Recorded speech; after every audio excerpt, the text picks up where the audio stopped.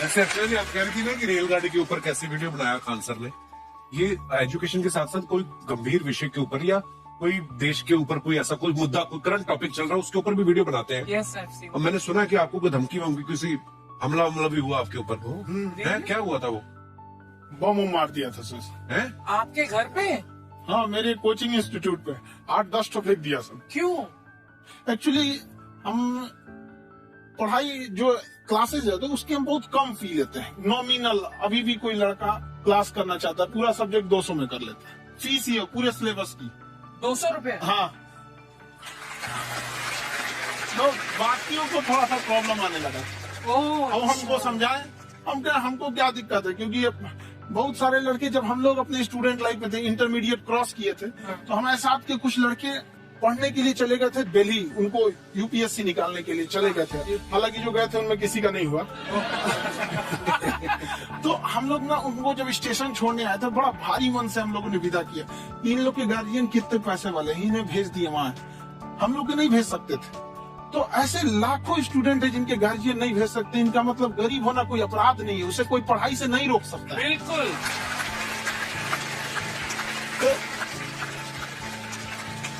तो हमने ठान लिया था कि कभी अगर मौका मिलेगा तो उसको हम जरूर कम करेंगे। तो इस साल हमको मौका मिला, तो वो जो टफेस्ट एग्जाम है इंडिया का, यूपीएससी, उसकी 2.5 लाख की फीस को हम 7,500 में कर दिए। और सेम बढ़िया, बहुत बढ़िया, वेरी गुड। और इंडिया के सबसे बेस्ट टीचर के साथ जो भी है वो अपने सब्जेक्ट में उससे बेस्ट इंडिया में कोई नहीं। और इतना के बावजूद ऐसे हम लोग को लगता होगा 7,500 बहुत कम है। एक लड़की ने कहा कि सर शाम वाले बैच को ना मॉर्निंग में कर दीजिए। हम कहे बाबू तो इतना सबके इंडिविजुअल से तो बैच ट्रांसफर नहीं, क्या प्रॉब्लम है? उसने कहा ना शाम में हमको दूसरे के यहाँ बर्तन मांजने जाना होता है। तो हम लोग को लगता है कि जितना ये तकलीफ इससे कई गुना जाते हैं। और कई बार तो ऐसा लगता है कि वो भी न ले। एक लड़का बेचारा नदी से बालू निकालता था और वो बालू को भरता था, फिर नाव बालू को किनारे लेके बेचती थी, और वो बालू भरता था, उससे मेरी फीस ले आया। हमारा हाथ कांप गया, हम कैसे फीस ले लेंगे यहाँ पर? बहुत बढ़िया। उसी दिन हमने ये प्रण लिया था कि भारत का कोई भी बच्चा उसके सफलता में पैसा उसकी बाधा नहीं बनेगी, चाहे उसको जितना भी पढ़ना रहे। क्या बात। और अर्चना जी, मैं इनके बारे में एक बात, खान सर आपके बारे में मैं एक बात कहना चाहता हूँ। इनका जो स्टार्टअप है ये बूटस्ट्रैप्ड है। अच्छा। मैं साधारण भाषा में बता देता हूँ, ये सेल्फ फंडेड है। इन्होंने अभी तक किसी और से पैसा नहीं लिया है। ये इन्वेस्टर के पैसे से नहीं, इन्होंने खुद इसको बिल्ड किया है। और बल्कि इतना स्ट्रॉन्ग स्टार्टअप है ये कि मैं चाहूंगा कि अगर इन्वेस्टर्स को इन्वेस्ट करना हो तो मैं इंडोर्स करता हूँ ऐसे स्टार्टअप्स को। यही सब चीजों को देखते हुए कई लोगों ने धमकी भी दिया था वहाँ पर। अच्छा। और उसके बाद बम चला दिए, और 7-8 बम चला दिए, और कुछ ब्लास्ट हुआ। एक बेचारा नया लड़का आया था एडमिशन लेने के लिए, उसकी स्कूटी उड़ा दिया। वो आया था कहा कि सर हम तो पढ़ने आए थे, हमारी स्कूटी उड़ गई, हमारी ऑफिस उड़ा दिया था। एक तो पास में आके गिरा और नहीं फटा वो।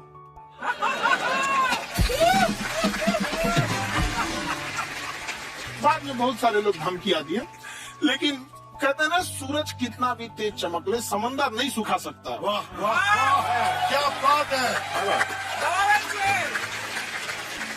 मैम एक्चुअली ये फीस कम करने का एक और रीजन है।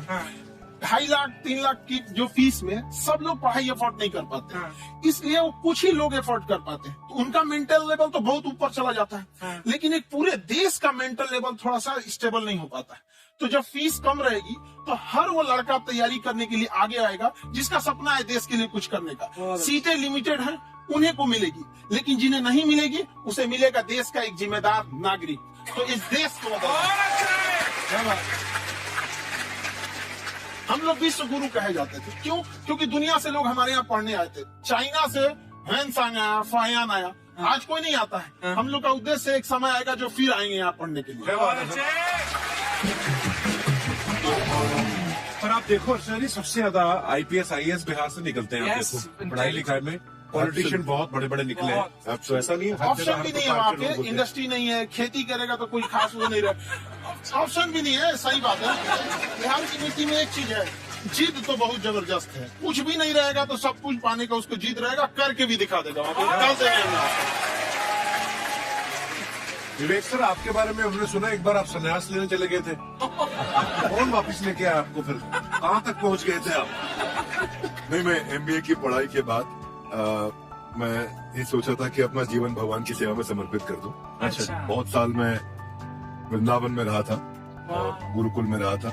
अच्छा। और वहाँ सेवा करना बहुत अच्छी शिक्षा मिली। मैं बोलता हूँ मेरी असली एमबीए वही थी, मोस्ट ब्यूटीफुल एसोसिएशन। और मैं वहाँ भगवत गीता पढ़ी, जहाँ मुझे गीता से लगाव हुआ। तो मेरे गुरुजी का आदेश था कि आप भगवत गीता को बिजनेस मैनेजमेंट के साथ जोड़ के देश दुनिया में बताओ। मेरे को लगा बड़ा मुश्किल काम है। हमारे बाद में देखा कि डॉक्टर स्टीफन कोवी, जिनकी किताब है 7 habits of highly effective people, आप सबने पढ़ी होगी। उन्होंने बोला मैंने 7 हैबिट भगवत गीता से लिए। और हमारे देश के लोग ऐसे हैं जो मेरी किताब पढ़ते हैं, जो कि 3.5 मिलियन कॉपीज बिक चुकी है, और भारत में भगवत गीता नहीं पढ़ते। तो मुझे लगा कि मैं गीता विद मैनेजमेंट के ऊपर आकर के बातचीत करूं। मुझे लगा बहुत कठिन होगा, पर मेरे गुरुजी का आदेश था कि कठिनाई आपको तभी तक दिखेगी जब कठिनाई को देखोगे। तो एक छोटा उन्होंने मुझे बताया, पूछा कि इस कमरे में लाल रंग कितनी जगह है, देखो आप एक बार जरा देख के बताओ। तो 7-8 जगह लाल रंग दिख रहा है यहाँ पे आपको। 1, ये 2, वो लाल रंग टी शर्ट पे 3, 4, 5, ये लाल हो गया 6, उधर लाल हो गया 7, एप्पल लाल, बिल्कुल ठीक 7। पर जब आप लाल रंग ढूंढ रहे थे तो क्या आपको हरा रंग दिख रहा था? Yes no. नहीं। जब आप लाल रंग ढूंढ रहे थे तो क्या आपको काला रंग दिख रहा था? Yes no. नहीं। नो। जिंदगी भी ऐसी है, जो ढूंढोगे वही मिलेगा, बाकी कुछ नहीं मिलेगा। तो उन्होंने कहा कि आप इसी सोल्यूशन पे फोकस करो और गीता के मैसेज को पहुंचाओ। तो मैं बिजनेस मैनेजमेंट के प्रोग्राम्स कॉर्पोरेट में करने शुरू किए, क्योंकि गीता पहला मोटिवेशनल सेमिनार जो पृथ्वी के इतिहास में कपिल जी हुआ, वो कृष्ण ने दिया था। पहले मोटिवेशनल स्पीकर इस पृथ्वी के इतिहास के कृष्ण थे, जिन्होंने अर्जुन को रणभूमि में मोटिवेट किया। बड़ी पेशेंस कृष्ण ने अपने लीडरशिप क्वालिटी से दिखाई। वो मुझसे मेरे बड़ा इंस्पायर किया, वो चर्चा ने इंस्पायर किया, वो डिस्कशन ने इंस्पायर किया। तो वो डिस्कशन को मैं आज भी लेके चलता हूँ। खासकर हमने सुना है आप 5 स्टार में रुके थे कल, और नीचे जाके बड़ा पाव खाने गए आप रेडी पे। एक्चुअली क्या है ना कि वहाँ जो चीजें सीखने को मिलती है ना, खाली पेट और खाली जेब इंसान को जो सिखाते हैं वो किसी यूनिवर्सिटी कॉलेज में नहीं सिखाया जाता। और गरीबी बड़ा बेशरम चीज होती है। तो कहते हैं कि मौत भी तू जल्दी आया कर गरीब के घर में। कफन का पैसा भी खर्च होता है, दवाइयाँ खरीदते खरीदते। हाय हाय हाय, क्या बात है। खासकर की खासियत ये है कि जिसको तो पढ़ना है, जिसको एजुकेशन चाहिए, वो तो इनका वीडियो देखते हैं। लेकिन वैसे भी कई लोग, जैसे अर्चना जी बात करी थी, कहती मैंने जब देखना शुरू किया तो मैंने बैक टू बैक इतने सारे वीडियोस देखे, क्योंकि आपका जो तरीका जो बोलने में, एक तो इनकी जो टोन है पढ़ाने में, और साथ साथ में जो ह्यूमर आता रहता है, तो उसकी वजह से और भी इंटरेस्टिंग हो जाते हैं आपके वीडियो। शुरुआत में हम लोग जब स्टूडेंट लाइफ में थे, या हम कई स्टूडेंट को भी देखते हैं, वो बेचारे जब थक जाते हैं तो आपका शो देखने लगते हैं। तो शुरू में हमको लगता था जब ऐसे कि अरे यार हमारी पढ़ाई उसके लिए है, लेकिन पढ़ाई में थक जाता है, शो देख के नहीं थक जाता।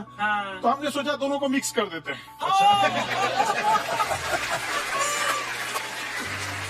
तो हमने उसको, और आज आपको पता नहीं, हमने भी यही किया है। मिक्स करने। हमारे एजुकेशन सिस्टम में 2 कमी है, एक एजुकेशन की, दूसरा सिस्टम की।